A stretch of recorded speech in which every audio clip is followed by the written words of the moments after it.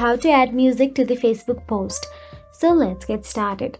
Firstly, open the Facebook app on your mobile device. Once you open the Facebook app, all you have to do is tap on the What's in your mind to create a new post, or simply tap on the post icon available there.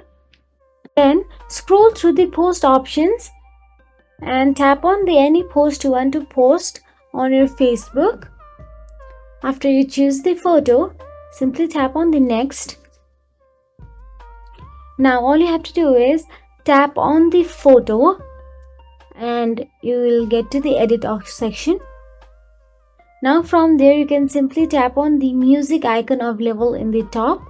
Now search for the songs you want to add or browse through the available tracks.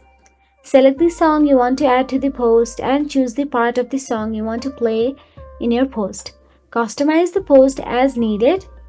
You can either add text of your music or not as well. After you do so, simply tap on the next option available in the bottom right corner of your screen again. Then you can also write down the caption, tag your friends and continue with your posting. Now simply tap on the post option available in the top right corner of your screen and post it. So that is it. If you found this video helpful, please like, share and subscribe our channel, and thank you so much for watching.